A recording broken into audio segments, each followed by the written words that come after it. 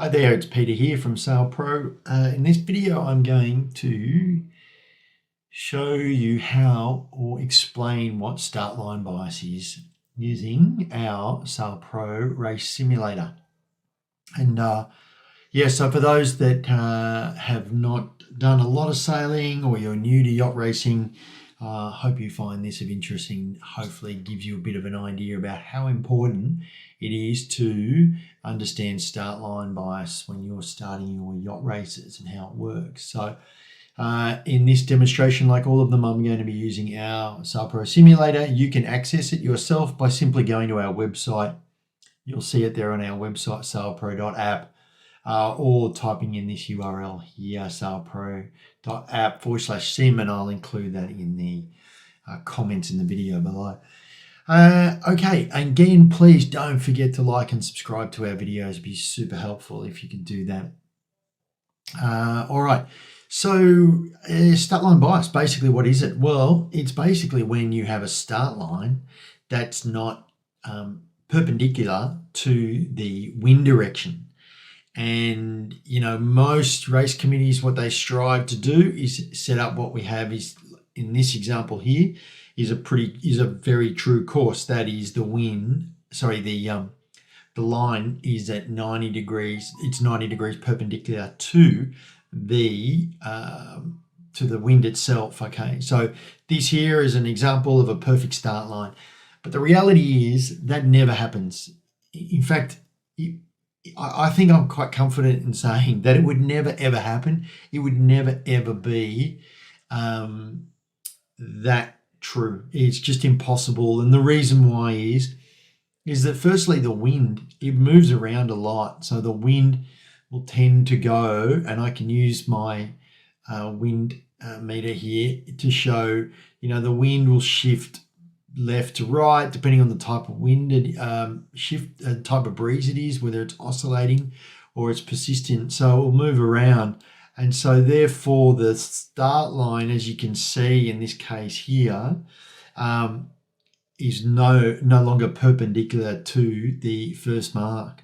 And this is what predominantly, also you can have the start line, say for example, the pin and the boat may not have been set up properly, so you could have the pin end, you know, further up one end than the other, and so I can simulate that here by moving it, by skewing the line here. Okay, if it's easier, you can just simply double tap there and then type it in. So if we've got a wind direction of 356 degrees and then we have a wind angle of a start line direction of 100, then you can see we're sort of getting that skew in the start line. And this often happens. And the reason why it happens, it's really difficult for the race committee to get it exactly like that. And that's because when the committee boat drops its anchor here, the one of the committee support vessels might go and drop the pin down at the other end. But when it drops the pin, you know, the anchor line, all that might be longer, and the buoy might drift, and there might be current and tide. So all these things can affect it. And so what you end up with is more typically you'll have something like this, right? Now, you might say, well, actually, oh, no, that can't be right. That's too skew for right. So let's actually just put the wind back to 0 and let's simulate a 10-degree bias. Well, actually 10 degrees is extremely likely, right? I mean, it's very rare. I think you would find you sort of, maybe at best you would have a 5-degree bias, but you know, worst case, you could be talking about 10, 15 degrees. And depending on how the race committee sets their start line up, how much attention to detail they pay, you might find that it's actually much worse than that. And so what we want to know as yacht racers is we want to know, well, how does that affect the start and how can I use that to my advantage in my yacht racing? And that's what we're trying to simulate here in SailPro Sim. So let's do that. Let's just say, for example, we've got this course set up. We've got our start line skewed like this by 10 degrees. Let's make it Let's make it 8 degrees. We'll make it 92. Sorry, not 92. Yeah, that gives us 2. Let's make it 98. That gives us 8 degrees of bias. So we'll set that up. And then what we'll do is we'll make the distance the first mark is, by default, it's only 300 meters, but we'll make it a bit longer. We'll put it out to like maybe 900 meters. That's sort of more likely the type of course that you're going to have. We can also adjust another thing that it will obviously affect start line bias. Well, may not be so obvious, but it will, is the length of the start line. So if we double click here and we zoom in, we can see we've got a start line length of 120 meters. And you'll see our start line bias calculator at the top here tells us we've got a 13.3 boat length start line, okay? Well, we can make that bigger by dragging that out. And so, typically you might have a start line that's 300 meters. And so there's, that's sort of more representative of a start line for a course that big. Start lines typically will have about 1.5 boat lengths per boat, okay? So, we'll put it at 230. We're just simulating here. And then so already you can start to see the effects of the bias. So we've got a line angle here of 98 degrees to the wind. 98 degrees. We've got a wind direction of 0. And so therefore we've got an 8-degree bias in the line. And so what that does is that makes the pin end favoured. All right. So we'll just zoom back into the entire course. So if I put the entire course here, excuse me, you can see I've got that bias in the line, and this is showing an 8-degree bias at the pin end. And over that 232 meters, it's giving an advantage of 32 meters, or based on the boats that the boat length of the boats that we're simulating here of 9 meters, that's 3.6 boat lengths. So if you start, and what does that actually mean? What that means is if you start at the pin end, you are 3.6 boat lengths. All things being equal, you both start at the start line exactly the same time. You would be 3.6 boat lengths in front of the boat that started at the race boat, the start end of the line, the boat end of the line. So you can see already, if you start here as compared to a boat starts here, you've got almost 4 boat length gap lead instantaneously. And this is why we see in yacht racing, we often see, the usual suspects. The good guys are always very quickly, they've jumped out in front, and other crews will look at them and say, there they go again, they're so good off the start line, or they're always getting that jump, and therefore they're always getting a good start, which means they get a good position around the first mark, and that's why they win so often.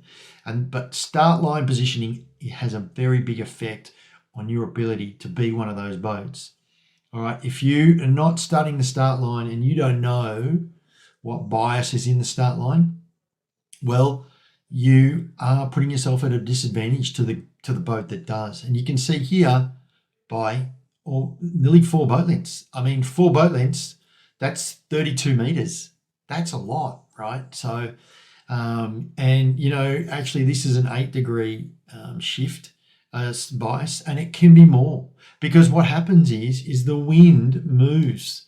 It doesn't just stay still. So the wind might move around. And so if we move the wind around to here, you can see now that the line becomes true, or more true than what it was before, because the wind has gone around to the right by 8 degrees and therefore squared up the line. But the wind doesn't stay like that. The wind shifts. 1 minute it can be 8 degrees to port. It can be then 5 degrees to starboard, right? And so you can see what that does is it skews the line here. And so it changes the bias. So, as I move that now, we're now talking about a 12-degree bias. Again, it's the pin end that's favoured, but now it's advantaged by 48 meters or 5.4 boat lengths. That is a lot. Hi there, Peter here from SailPro. Thanks for watching this video. Hope you're getting something out of it. If you haven't, please don't forget to like and subscribe. And please, if you haven't already, don't forget to download SailPro, the app from either Google Play or Apple App Store. It's free and it's packed full of features for any yachty out there. It's got a weather tool. It's got a start line calculator. You know, you ping the line. It'll tell you how early or late you're going to be, what the start line bias is.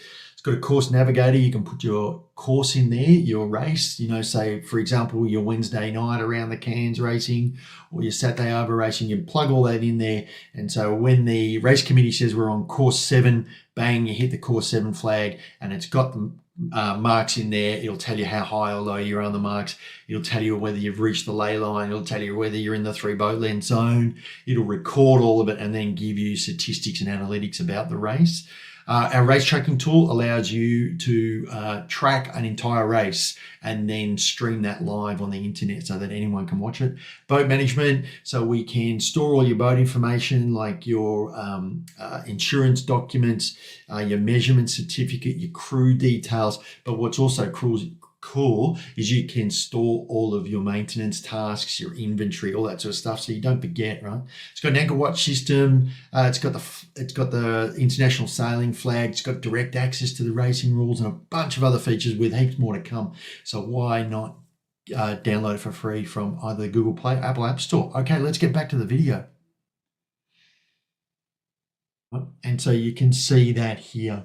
What are some of the other things that can affect the start line bias? Well, the start line we spoke about, the wind angle, but also the boat length.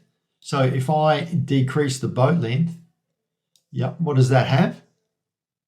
It has an even more negative effect, or the more positive effect, I should say, on the start line bias. So it makes it even greater. So now with a boat down at 3.5 meters, which is your typical dinghy, maybe they're even smaller, well, you're talking about a 13, 14 boat length lead. So if you're racing small boats like lasers or 420s and any of those types of dinghies, then if you are not paying attention to the start line bias and you're not considering that in your setup for the start, then you're basically giving advantage away to other boats, all right? And so you can see that here. Now, another thing that, actually, before I go on to that, if we zoom in, so we can actually see using the ladder lines here in the simulator, we can actually see the effect there. So we can see as the breeze moves around, or if we double click here, we can center it. But you can see, so therefore the ladder lines are basically even for both boats here because the start line is not biased. But if we move it slowly around, you can see what happens is the ladder line here on the pin end gets closer. And so what that means is the pin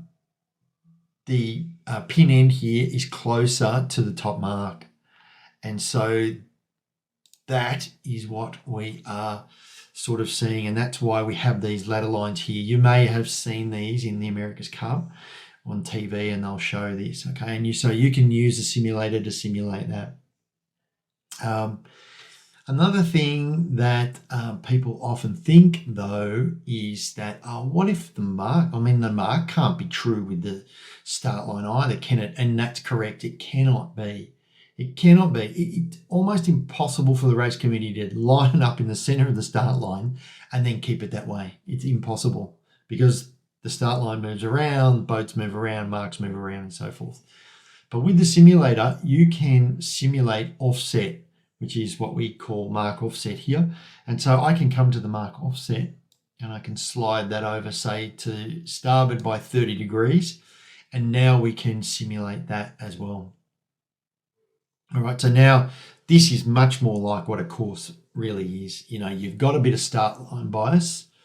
Here we've only got 3 degrees. That would be a really good one. You know, it'd be more likely to be 5 degrees or so at best case. Our mark is offset by 30 meters. And so you can see actually over a 900 meter course. Well, 30 meters is a lot. I mean, that's 3 boat lengths. And yet the it looks here as though it's not a lot, but over a length of course, that makes a big effect, right? And so this is what the simulator is designed to do, to help you understand of these things, that the geometry, if you like, of a race course. And again, if you're not paying close attention to the start line bias actually in the real world, then you're not doing yourself any favors. So really would suggest that you study this and you understand it, and then you go on to the next level, working out, well, how much start line bias is there. Okay, there are tools you can use. You can use our SailPro app to do that. That will actually calculate for you start line bias. But if you're racing a dinghy and those things, it's much harder to do. But at least you can work out techniques on how to actually determine that. And one of the things that's super important is to make sure, in a typical 5-minute start, you are doing a head to wind every minute or so, checking out that wind, okay? Because across a 5-minute period, the race committee is not going to change the start line. They're not going to do it with 5 minutes to go, right? They won't. They'll run the race, or they'll postpone it or abandon it, or they'll postpone it and reset it. But what can happen is, over that 5 minutes, this wind can shift like this all the way around, right? And how do you know that? It's hard actually sometimes to see it if you're just sailing and reaching across the breeze. So what you need to do is you need to do head to winds every minute or so before the start, checking it out, looking at it, looking at your compass, going, okay, the wind is at 5 degrees. Okay, no problems. And then do another one a minute later. Now the wind is at 3:58. The breeze has gone to the left, right? And then if you did this in the last minute, then what would that tell you? Which end of the start line should you be at? You should be at the pin end to get that advantage, to get that over this sort of course, 11 boat length advantage. It seems a lot more really than it should be, but that's what it is, right? And so knowing that sort of thing, doing regular head to winds in a start sequence is extremely important, because at 5 minutes to go, it could be 8 degrees, the wind, and so therefore very true. And then it could shift around, say, to 3 degrees with 4 minutes to go. And then it could shift around and go to, 3:56 with 1 minute to go. Sorry, 3:56 with 2 minutes to go. And then it could go back to 5 degrees, with 1 minute to go. And what does that tell you? Well, now, you've got to be at the pin end, or whichever end is focused. So it's very important that you know that.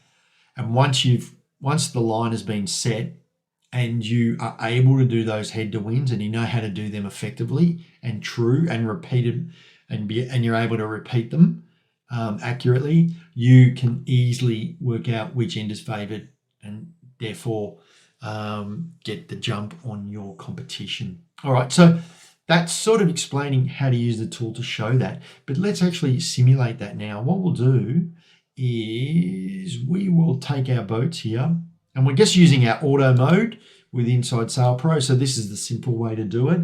What we'll do is we'll take boat A here and we'll put boat A on port. All right. So we've got boat A on port, boat B on starboard. Both boats are on the line. Their bow is basically straight on the line. They're basically just going to both start exactly right at the same time, which is again very unlikely, but just for simulation purposes. And then what we're going to do is, we've got it in normal speed. We'll just put it into slow speed, and then we'll click play. And so we can watch the boats going now together, and already you can see it. You can see boat A is further up the ladder, as we say, than what boat B is. And so if we just let this play out, we can see here that already boat A has a lead of over 17 meters, or 5 boat lengths over boat B, and they can cross them. All right, if they're in a 4 meter boat, they would pretty easily cross them. All right, so hopefully that explains to you. All right, let's go back. Let's just go back and reset that. We'll just take all the boats back. And then what we'll do is let's put the breeze to the other way. In fact, what we can do is let's set up an oscillating wind, okay? And then, so here we've got an oscillating wind. It's got an amplitude of 10 degrees. So it's going to swing 10 degrees one way and 10 degrees the other. All right, that might be a bit much. Let's just set that down to 7, okay, which is very typical. And, all right, we've got that gap here, and let's just click play. Okay, so we can see the breeze is starting to move. We can see the wind is shifting around now to port. Okay, and so you can see the effect now of that having on the boats. All right, so you can actually see now that even though, let's just pause that and let's just take them back and do that again. All right, so we're going to make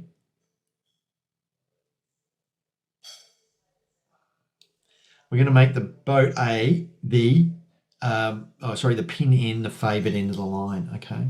And so you can see automatically that there's a gap of nearly 10 boat lengths, right, which is quite a lot.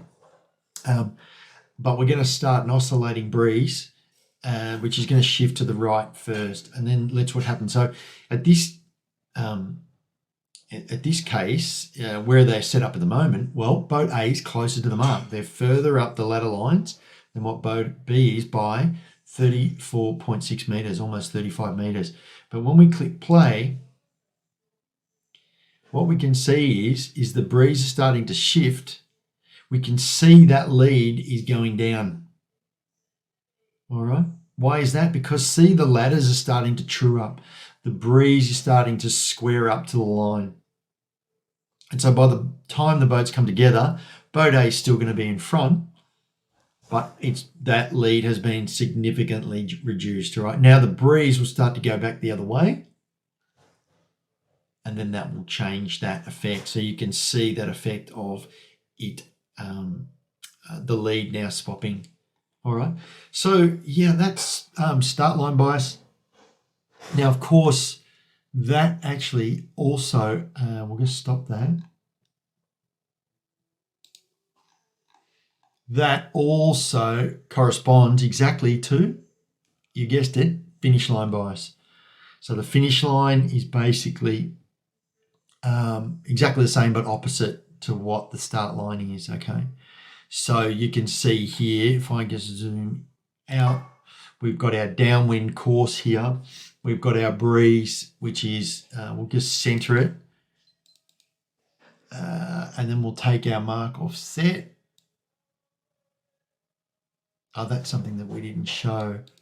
That the mark offset upwind actually has almost zero effect. But you can simulate that as well.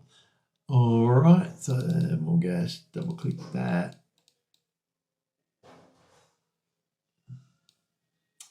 All right, we'll take that wind direction back to 0. We'll take the finish line to 90. All right, and then we have 5. This helps you understand when you're making a mistake, right? So if we've got a true line, then that would be 0 and 90, okay? So if we do that, 5 degrees, finish line. I'll make the finish line direction 95, sorry about that. Okay, so now we've got a true finish line, all right? And so now we can see that, okay, the ladder lines are square or perpendicular to the wind, but parallel to the finish line. So therefore the finish line is basically it doesn't have a bias in it, and you can see that up in here. All right, so basically no end is favored. And so what I can do is let's change the wind direction to 10. We now see that the boat end is favored. All right, so we've got almost a 10 degrees bias here, which is showing a pin end advantage by 11 boat lengths. Like that's significant. And if you, it's very difficult to see that from this far out, obviously the top mark to the finish line. But if you're able to know that the breeze has shifted around to the right, you're able to say, well, basically the finish line, if it was square before, is now no longer. So having all this information about the wind direction, where it was when you started, where it was when you came around the top mark, helps you understand, right, what's the finish line bias likely to be. And so you can see here, we've got quite, we're talking about a 10-degree bias, which is not very unusual at all. What we can do now is let's run that out and see what happens. All right, we've got our oscillating shift in as well. You can see right now that boat B is in front by 27 meters. You can see that down here because of that bias. Now what you'll see is though the breeze is starting to bend back. So when before the starboard side was paying off here, as we're looking at the course, we can now see that the breeze is starting to true up, right? Which is starting to make both the boats more equal. So we can see now that the lead is coming down to 2 meters.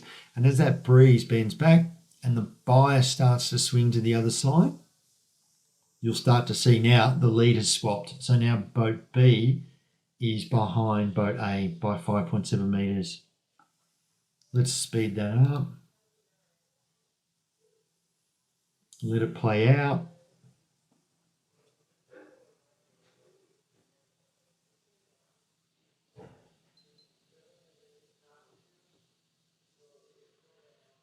All right, we'll just go a bit faster. Let it get to the step. All right, that breeze is starting to come back the other way now, so they're getting very close. And there's the finish, okay? So you can see actually that boat A won by only 2 meters, or almost a half a boat length. All right, so that sort of shows you the difference there. I also was talking about the mark offset. I'll just do that now, but you can see actually the mark offset really has zero effect on which way either boat goes. So the mark can be offset a lot, but the reality is the unless you were sailing directly downwind, if you're going to do any sort of driving, it really doesn't matter if there's any mark offset either downwind or especially there is a little effect downwind, but upwind there is zero effect whatsoever. So you can see here as I skew the course, I move the mark offset, you can see the distance to the end is basically exactly the same. All right. So as I move boats to the finish and both boats have taken the ley line here, you can see the length that either boat has sailed is identical. So when you look from the start line to the first mark, and you can see mark offset, that really should have no bearing on which way you're going to run or set up for the start, or which way you're going to go. It really should have no effect. What's much more important is which way the breeze is going, and which is the topic of this video, is the start line bias. So yeah, I hope that helps. Of course, don't forget to try out SailPro SIM. Most of the stuff I've shown here is actually free for you to do, so you can get on here, practice, just to understand it, just sort of see how much your boat sort of gets affected by start line bias. If you're running like if you've got like a J24, you're probably around about that 6.5 to 7 meter mark. You can sort of set that up and see. But if you're running a bigger boat, like a 10 meters is about a 40-foot boat, you can sort of see the effects that has. All right, hope that you got something out of that. Please don't forget to like and subscribe, and please leave any comments. If you've got any comments about SailPro or SailPro SIM, please let us know. If you've got any feature requests for SailPro SIM, we'd love to hear from you. All right, thanks for watching.